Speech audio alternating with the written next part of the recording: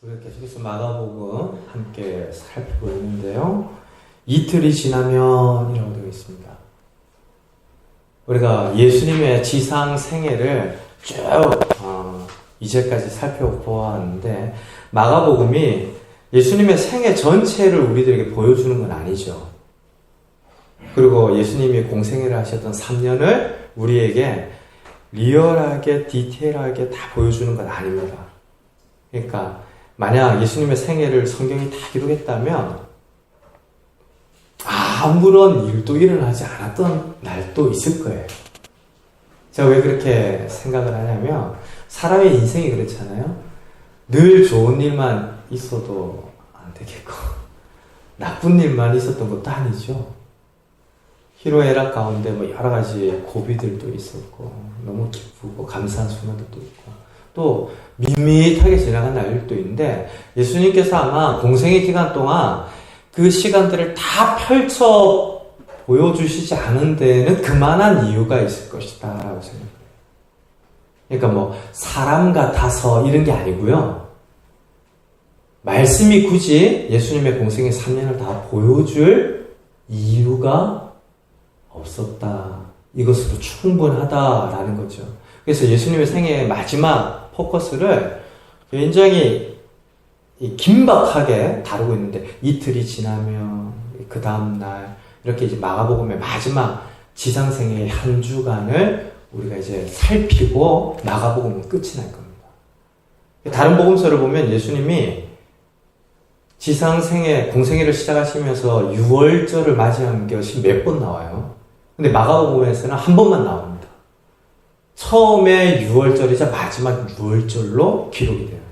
그러니까 복음서가 예수님의 생애를 상세하게 하나도 빠짐없이 우리들에게 보여주는 전기 형식의 책이 아니다라는 걸 이해를 하셔야 합니다. 제가 왜 이런 부분들을 자꾸 말씀드리냐면 나중에 코가 깨어서 미혹된 길로 가는 성도들 대부분이 이런 데서 질문을 받고 머리를 이제 그러면서 내가 이건 들은 적이 없는데 이러다가 그 거짓된 길로 가는 경우들이 많은데요. 복음서입니다. 기쁘고 좋은 소식을 알리기 위하여서 예수님의 생애 가운데 이틀이 지나면 그리고 6월절과 무교절이라 지금 특정한 상황과 목적에 의하여서 끄집어낸 이야기들을 우리가 보는 것인데 그런 6월절과 무교절에 대제사장과 서기관들이 예수님을 죽이려고 했다. 사실은 명절이면 좋은 거죠. 우리가 추석 때 집안 가족들이 다 모여서 고스톱을 치다가 대판 싸움이 나서 씩씩거리며 돌아왔다. 그러면 그 명절하고 진짜 어울리지 않는 어리석은 돈 1, 2만 원 때문에 가족들끼리 의가 상했다. 그러면은 진짜 바보 같은 일이 그 명절에 있었던 거죠. 지금 유대인들의 절기는 명절 이상의 명절이거든요. 6월절이 어떤 절기입니까? 하나님이 우리를 살리셨다라는 걸 기념하는 절기. 그러니까 너무 감사하고 기쁨으로 가득 차야 할 절기인데 대제사장과 서기관들이 그런 절기를 절기답게 지키도록 백성들을 지도하는 자리에서 오히려 예수님을 죽이려고 했다. 근데 성경이 뭐라고 이야기합니까? 흉계라고 해요. 이전에 한글 개혁 성경, 개혁 한글판 성경을 가지고 계신 분들은 아시겠지만 괴계라고 되어 있습니다. 괴계나 흉계나 마찬가지죠? 음모입니다, 음모. 그러니까 뒤가 굴인데 투명하지 못한 어떤 목적과 이익을 위하여서 절차상의 이 정당한 과정들을 생략하고 이를 해치워버리려고 하는 이제 계획들을 꾸미는 것인데요. 이게 참 앞뒤가 안 맞게도 명절에는 하지 말자 그래요. 마음으로는 다 해놓고 죽이려고 해놓고 명절에는 하지 말자라고 하는데 하나님 때문에 하지 말자도 아니고 밀란이 날까 두려워해서 하지 말자. 우리가 사울을 통해서도 보게 되겠지만요. 키와 이 엄청난 풍채가 하나의 복선이거든요. 하나님이 사울을 부르시고 택하실 때는 키랑 준수한 용모랑 전혀 상관이 없어요. 그게 플러스도 아니고 마이너스도 아니에요. 그래서 그냥 성경에서 보여주는 것인데 나중에 사람들의 열광적인 인정과 환호 가운데 사울이 결국에 망하는 것은 사람들의 시선 때문에 망해요. 이게 참 묘하잖아요. 키와 풍채 때문에 사람들이 열광했는데 그 키와 풍채와 같은 뿌리, 같은 맥락에서 사울은 백성들의 인정을 갈구하며 하나님을 저버리고 스스로 망하는 길을 걷는 왕이 됩니다. 그러니까 이게 백성들을 생각하면서 뜻을 굽히고 사람들 때문에 하나님을 멸시하는 이것이 굉장히 사람들을 많이 미혹시키고 넘어뜨리는 죄인데 지금 대제사장과 서기관들이 그래요. 하나님의 절기 가운데 하나님의 아들이신 예수 그리스도를 알아보지 못하고 죽이려고 하는 훈계를 꾸민 것도 이거 큰일 날 일인데, 그렇죠? 뭔가 자신들의 지위와 역할과 안 맞는 거 아닙니까? 성도는 성도답게 살고 신자는 신자답게 하나님을 높이고 그걸 제일 우선으로 알고 살아가야 되는데 자신의 역할과 지위하고 상관없이 예수님을 죽이려고 해요. 하나님의 아들을 죽이려고 해요. 하나님을 대적하는 것인 줄도 모르고 예수님을 잡아 죽이려고 하는 것인데 사람들 때문에 반역이 생기거나 밀란이 생기거나 이 소란스러운 일이 생겨서 로마가 가뜩이나 6월절에 예민하게 백성들의 동태를 살피고 있는데 엎친 데 덮친 격으로 사단이 생길까봐 명절에는 하지 말자 그렇게 억누르고 있어요. 이게 진짜 이상한 겁니다. 저거 죽여야겠다. 저거 살려두지 말아야겠다. 이렇게 막 어머니를 깨무는데 그래 잘못하면 나도 다치니까 지금은 넘어가자. 지금 대제사장과 서기관들이 그렇게 예수님을 죽이려고 하였고 대적하였고 어두운 가운데 빠져 있었고 하나님을 알지 못하였다. 지금 1절 2절이 그렇게 이야기합니다. 그런데 그것과 다르게 3절에서부터 조금 다른 여인의 이야기가 들려지죠.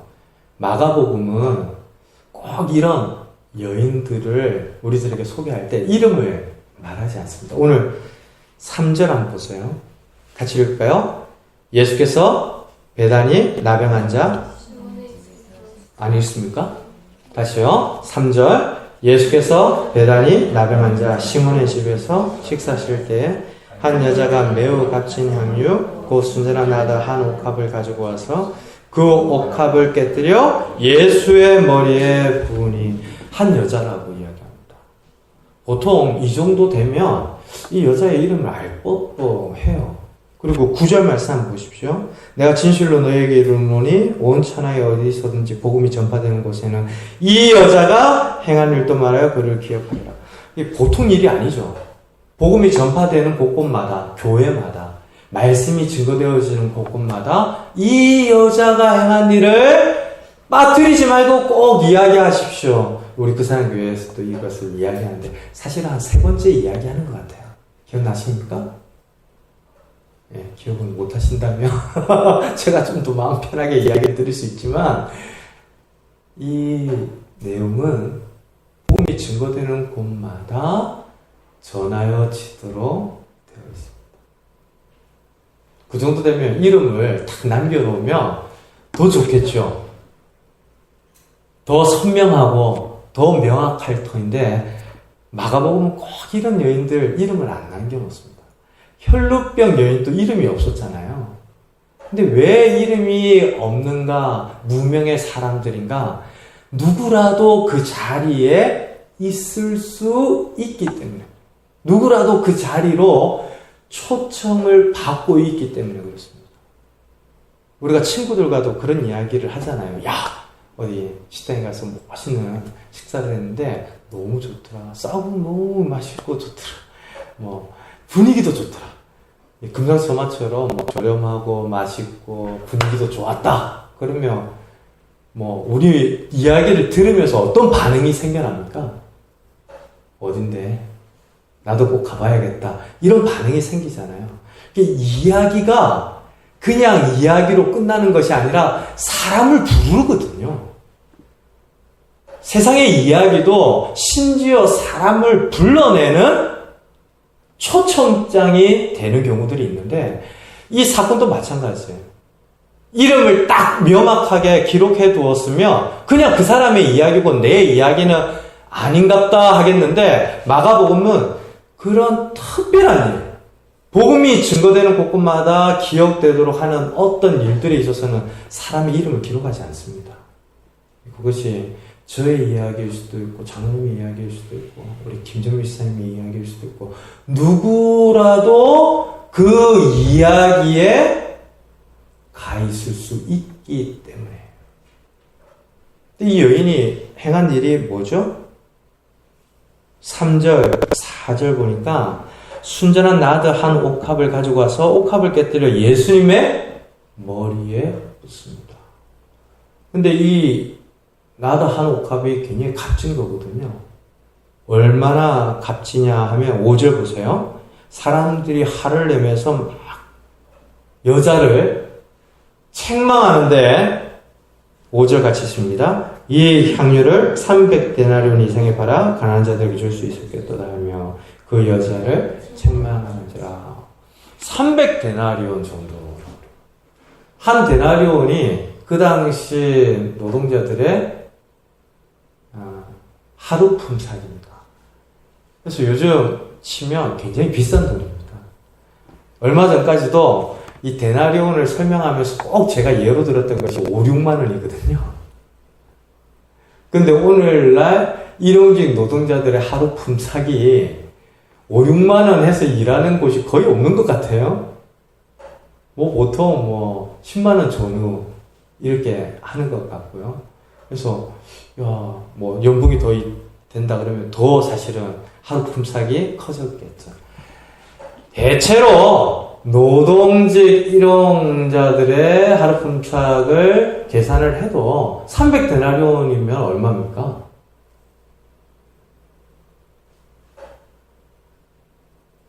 네?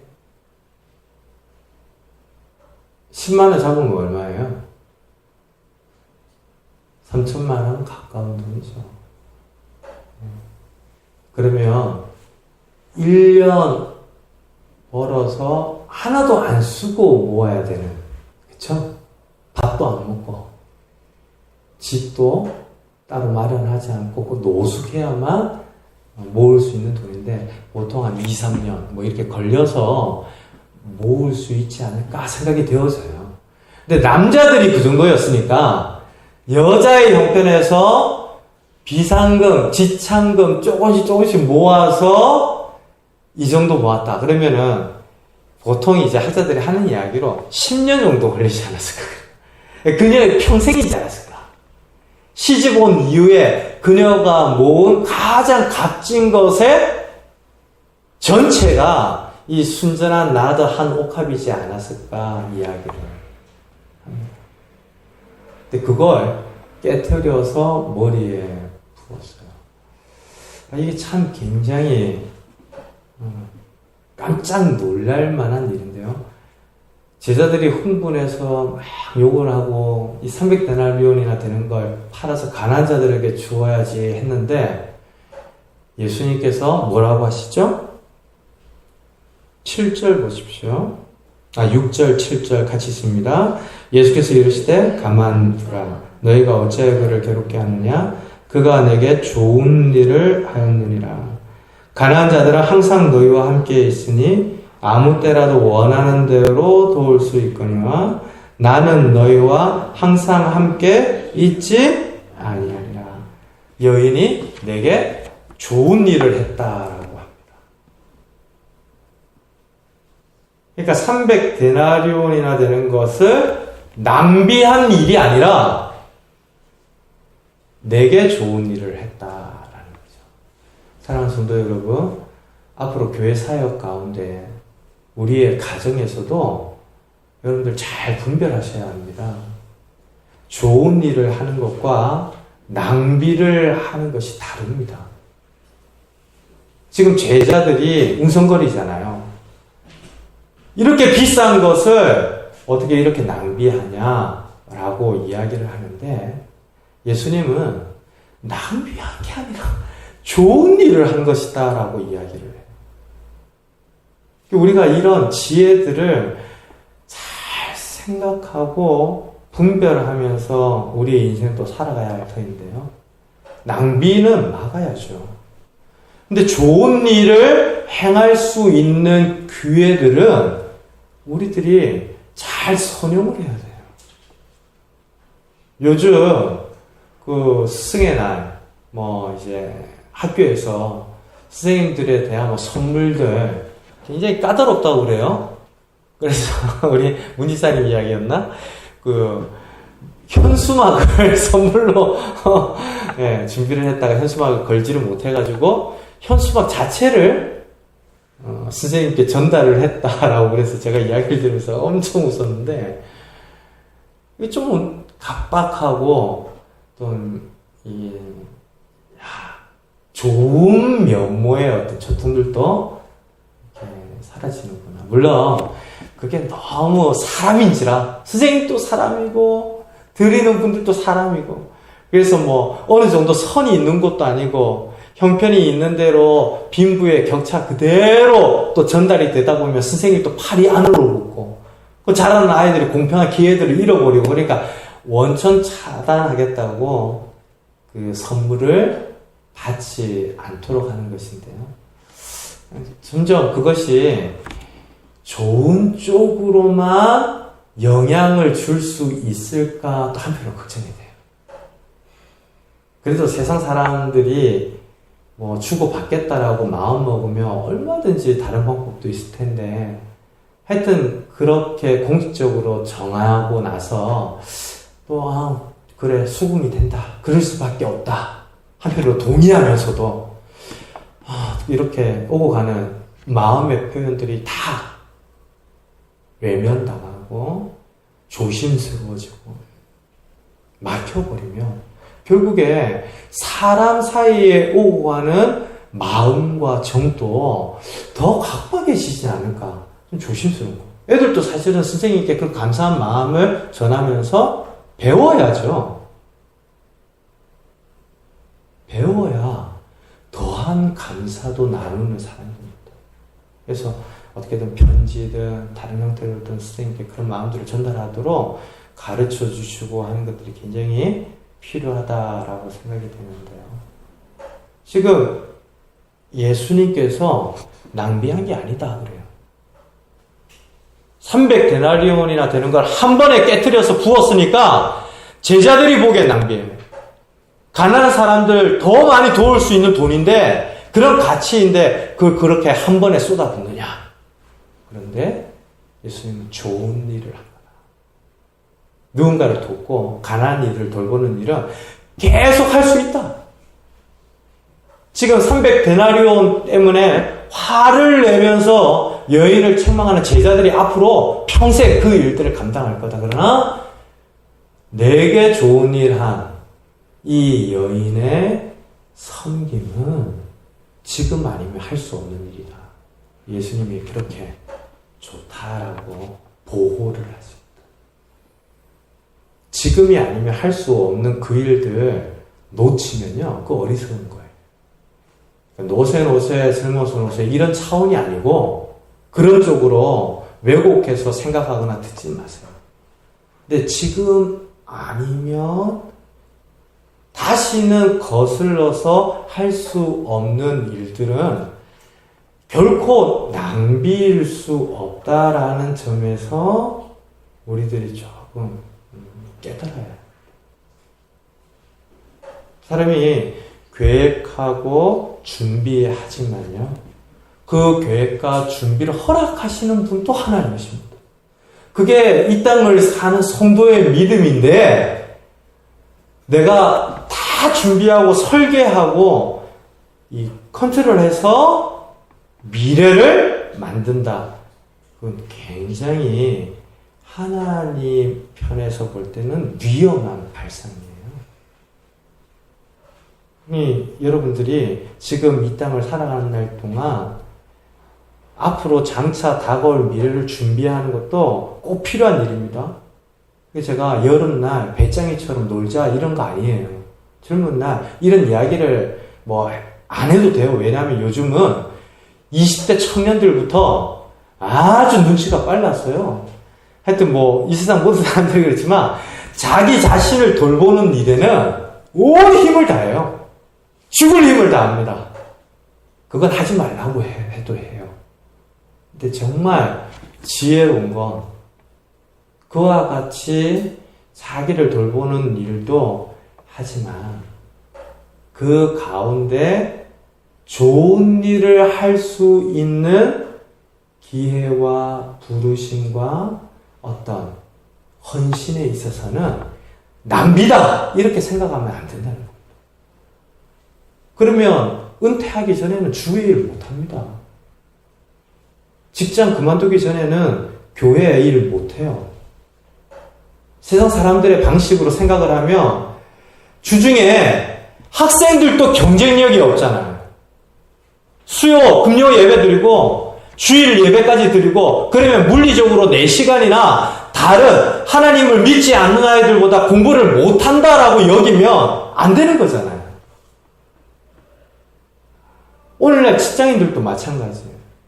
근데 그걸 낭비다라고 생각을 하면은 못하지만 좋은 일 한다라고 생각을 해보세요. 내가 돕기에 나를 가는 시간. 하나님이 나를 정금같게 연단시키는 시간이고 방향 잘못 들어서서 땅끝까지 갔다가 되돌아오는 시간을 막으시면서 올바른 길로 인도해 주시는 시간이다. 그러면 좋은 시간이에요. 시간과 다른 어떤 자원 전체에 해당되어지는 문제인데요. 예수님이 이 여자는 낭비한 게 아니다.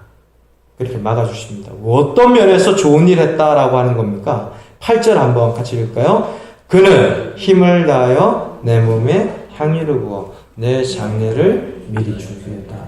장례를 준비했다. 그러면 다시 되짚어보면 이 여자가 행한 일이 장례였다면 그걸 안다면 만약 나의 입장에서 그 여자가 행한 일을 생각하면 어떻게 했을까요? 내가 지금 멀쩡히 살아있는데 그쵸? 장례를 준비하는 절차를 진행한다. 제가 오늘 예배 마치고 좀 집에 가서 이제 쉴 텐데 아내가 갑자기 들어오더니 장례 절차를 좀 밟아야겠다 그러면서 머리에 뭘 붓고 이렇게 한다 그러면 이게 둘 중 하나는 정신 나가 죄송합니다. 이런 경우 아니에요. 근데 예수님께서 지금 이 여자가 행한 일이 좋은 일이다라고 하시는데 장례를 위한 일이다. 장례 때문이다라고 하신 겁니다. 지금 예수님 십자가를 앞두고 있죠. 이제 14장에서부터 예수님 십자가의 순환을 치십니다. 이 순환으로 넘어가면서 가장 필요한 일이 무엇일까요? 장례를 위한 여러 염을 한다든지 이런 식의 어떤 절차들도 있어야 했겠지만 마가복음 전체에서 예수님께서 실제로 기름 부음을 받은 적이 있으십니까? 없으십니까? 예? 있잖아요, 오늘. 이전에는 없었어요. 이전에는 나타나지 않았던 기름 부음에 대한 사건이 이 여인을 통하여서 성취가 되어지는데 예수님의 머리에 기름이 부어진다는 건 굉장히 중요한 대목입니다. 구약 전체를 통하여서 하나님이 약속하시고 예언하셨단 바이거든요. 그리고 예수님이 그리스도다라고 하는, 예수님이 메시아다라고 하는 가장 가시적인 형태의 사건이 기름 부음입니다. 구약에서 왕과 선지자와 하나님이 보내신 사람들은 어김없이 기름 부음을 받아서 보내어졌습니다. 예수님께서도 이 땅에 하나님의 아들로 오셨지만 공식적인 절차를 통하여 선지자가 되거나 왕으로 세워지신 것이 아닙니다. 그러나 다만 예수님은 하나님의 아들이셨기에 그 말씀과 능력으로 왕이시요 선지자요 제사장으로 우리 가운데 그의 삼중직을 다 수행하시는 완전한 분으로 임하셨는데요. 공식적으로 그래, 예수가 메시아다, 예수가 그리스도다, 이것을 이 여자를 통하여서 십자가를 앞두고 다 보여준 겁니다. 그런데 제자들이 이걸 못 알아보는 거예요. 이게 어떤 의미가 있는 사건인지를 깨닫지를 못하고 이걸 지금 어디다 대고 낭비하냐라는 건데, 사람은 이럴 수 있습니다. 영적인 의미를 캐치하지 못하고 이해하지 못하고 얼마든지 세상적인 방식에서만 이야기할 수 있어요. 예수님과 나란히 엠마오로 내려가던 두 제자가 예수님과 말을 하면서도 예수님인지 몰랐다고 그러잖아요. 성경이 이야기하는 사람의 그런 형편들을 보면 이게 말이 되는 이야기인가? 그런데 점점 알아가면 알아갈수록 사람이 그럴 수 있다는 거예요. 아무리 가까운 사이여도요, 한번 틀리잖아요? 그럼 그 이후에 하는 말들, 내가 심증을 확실히 가지게 된 어떤 사건에 대하여서는 전혀 다른 이야기 안 들어요. 그러니까 안 들린다라는 차원도 있겠지만 내가 안 들어요. 사람은 그럴 수 있는 존재라고 하는 것이, 하나님의 말씀을 전하는 사무엘의 말도 거절해버리잖아요. 우리는 왕이 필요해요. 더 이상 안 들을래요. 그러면서 왕을 세워달라고 요구한 그대로 달려가는 이스라엘 백성들인 것을 보면 참 이렇게 말이 어렵습니다. 지금 예수님의 장례를 준비한다, 이건 제자들이 했어야 되는 일이거든요. 우리가 마가복음을 통하여서 8장에서부터 예수님이 3번씩이나 예루살렘에 가면 죽는다 이야기하셨어요. 죽는다라는 이야기만 하셨던 것이 아니라 다시 산다고도 하셨죠. 근데 죽는다라고 하는 이야기 가운데 제자들 중 어느 하나라도 그 말씀에 귀를 기울이고 기억하고 있었다면, 야, 이거 성전을 뒤집어 엎으면서 성전이 돌 위에 돌 하나도 남지 않는다고 말씀하실 때부터 마지막 종말에 관한 이야기들, 한 번도 듣지 못한 하나님의 마지막 때에 관한 심판에 대한 이야기들을 하셨을 때 심상치 않다 느꼈어요. 그런데 아무도 제자들이 예수님의 마지막을 준비하지 않습니다. 그런데 한 여자, 이름도 남겨져 있지 않는 한 여자가 예수님의 장례를 준비하였기에 예수님이 좋은 일 했다. 우리가 열심히 일해서 수고하여 본 것들 있잖아요.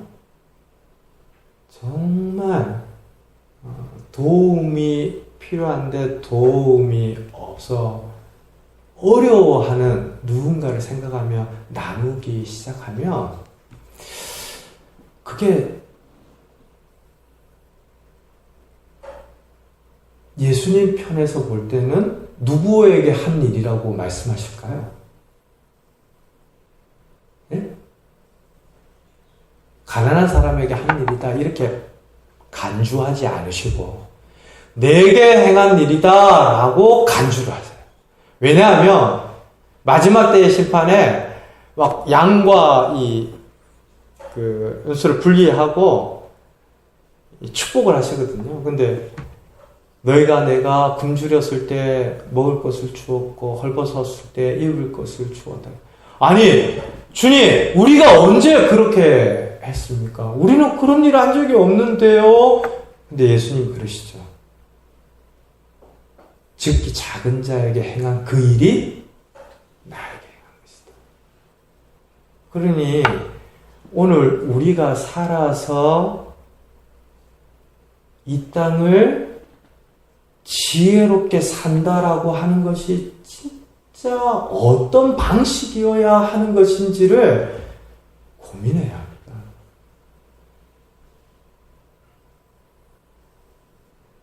그러니까 이건 뭐 우리는 아무것도 누릴 수 없단 말이에요. 이런 거 아닌 거예요. 누리세요. 기뻐하세요. 감사하십시오. 그리고 내일을 위하여서도 준비하십시오. 그런데 다른 거 다 좋은 일을 할 수 있는 기회들을 막고 그 일을 하지 말고 그 일에 대한 묵상들도 따라야 한다. 특별히 교회와 지극히 작은 소자들을 통하여 예수님을 섬기는 일이라면 저와 여러분들 이날 아니면 언제 헌신하고 그럽니까? 정말 장로님이나 권사님께는 죄송스러운 이야기지만 우리 성도님들 가운데 연세 드신 많은 다른 분이 있다면 다 제가 죄송하다고 그럴 거예요. 네. 가끔 있잖아요. 예배 시간에 서서 말씀을 전하는데 어떤 날은 무릎이 되게 아파요. 근데 제가 그런 경험이 이제까지 없었는데 이렇게 뼈가 우리 그 사람께 와서 새벽에 막 일어나서 이제 예배인도 한다든지 그때 무릎이 아프다 이럴 때가 있습니다. 근데 아무래도 그때는 막 이렇게 여기저기 다니고 또 뭐 신방하고 이러면서 더 좀 외부의 어떤 사역도 같이 병행이 됐기 때문에 앉아있는 시간이 뭐 어느 정도였고 또 뭐 움직이는 시간이 있었는데 여기서는 그런 어떤 비율이 이전하고 다르니까 더 그런가? 그래서 하여튼 이렇게 무릎이 아플 때가 있어요. 근데 그런 생각이 들어요. 그럴 때마다 나중에 진짜 건강이 따라주지 못해서 몇 시간 동안 말씀을 전해야 하는 사경회라든지 정말 열심히 있는 성도들이 모여서 한번 우리가 집회를 통해서 요나서 전체를 한번 읽고 나누기를 원한다라고 할 때 그런 거 못하게 되면 어떻게 할까? 지금 부지런히 나에게 주어진 기회들 가운데 잘 준비되어지고 손용하고 좋은 일을 행하는 거, 그것이 복된 길입니다. 우리 성도님들 많이 섬기세요. 나중에는요, 마음의 원이로되 육신이 따르지 못하는 순간들도 있고요. 또 우리 모든 존재가 그렇게 그런 과정을 통하여 하나님만이 나의 소망입니다. 그 자리에서 부르심을 받습니다. 지금 예수님의 장례를 준비했다라는 대목에서 십자가의 죽으심도 준비를 한 것이지만 예수님을 그리스도로 확증하고 기름을 붓는 일이 하나님의 일인데 이 여자는 자기가 가지고 있는 귀중한 향유를 예수님의 머리에 부으면서 하나님의 일에 참여한 것이다. 그러니까 복음이 전파되는 곳곳마다 이 비밀에 관하여서, 이 교훈에 관하여서 이야기를 하라는 겁니다. 저는 예전에 이 본문을 여러 번 말씀을 들었습니다. 근데 그 말씀을 들을 때마다 귀중한 것, 내가 가진 가장 좋은 것, 이것을 드리자 이렇게 배웠거든요. 맞아요. 그것도 분명 우리에게 주시는 교훈 맞습니다. 그런데 하나님이 뭐 부족해서 자꾸 우리가 드려야 한다는 거 아니잖아요. 이 여자가 행하는 그 일이 예수님을 준비시키시는 하나님의 일이었기 때문에 그래요. 성도의 작은 섬김이 작은 만남과 일상 가운데 우연스럽게 지나가는 일들이 그런 영광의 문이 열리는 일과 맞닿아 있다는 사실을 알아야 됩니다. 나니아 연대기에서 가장 놀라운 게 그런 거 아니에요? 숨바꼭질 하느라고 옷장 뒤로 뒷걸음질 치다가 새로운 세계가 열리잖아요. 근데 실제로 말씀의 세계와 복음의 세계라는 것이요, 우리 직장생활 다 흔들어 놓고 못하게 하고 가정생활 못하게 하고 그런 거 아닙니다.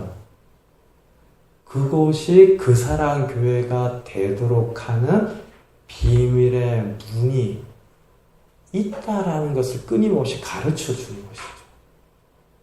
가정이 내가 왕 노릇하는 왕국이 아니라 하나님이 다스리시는 천국이라는 문이 있다라는 것을 끊임없이 가르쳐 주는 하나님의 말씀.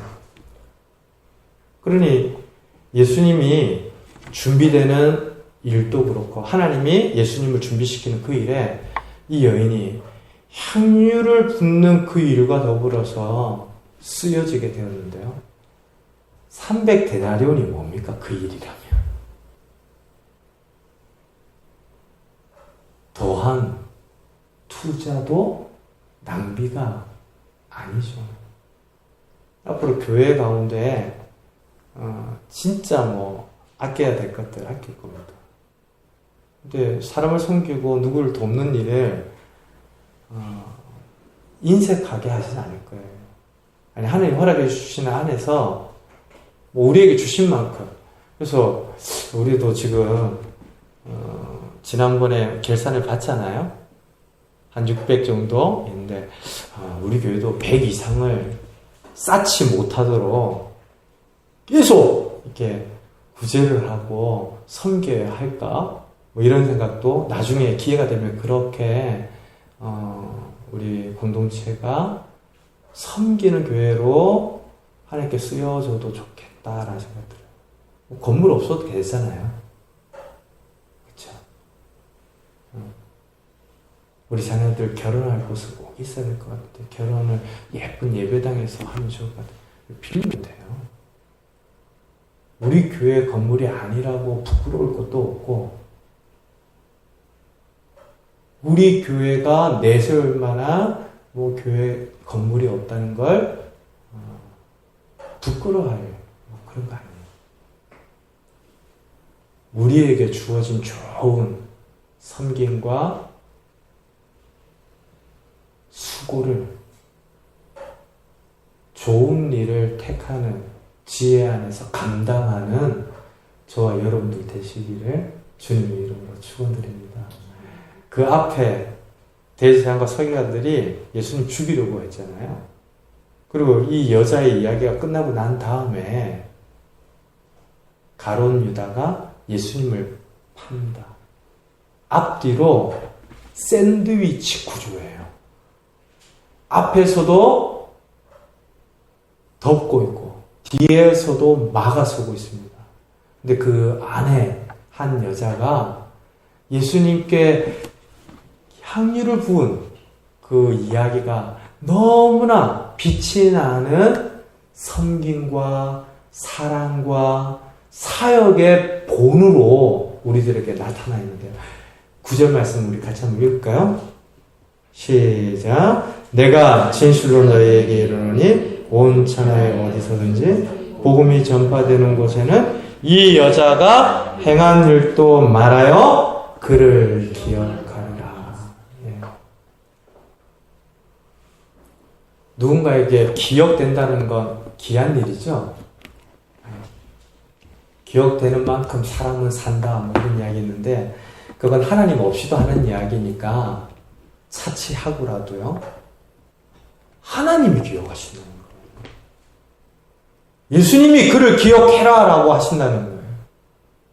이렇게 캄캄한 밤하늘과 같은 어둠 사이에 무지함 가운데 완악함 가운데 아니 하나님의 아들이신 줄도 몰라보고 죽이려고 하는 대적자들 사이에서 한 여자가 예수님의 말씀에 귀를 기울이고 장차 다가올 일들이 심상치 않다는 걸 알고 지금 아니면 다시는 예수님의 머리에 향유를 부을 수 없다라고 하는 이 좋은 섬김의 기회들을 붙들어서 자기가 가지고 있던 10년치 이상을 모았을 것이라고 하는 전부를 예수님 앞에 드리는데 그 성도의 마음을 통해서 하나님은 하나님의 일을 하시고 예수님은 예수님의 일을 하시죠.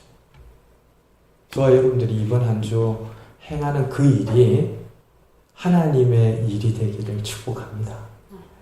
우리가 만나는 그 만남이 주님이 만나시는 일이 되기 바랍니다.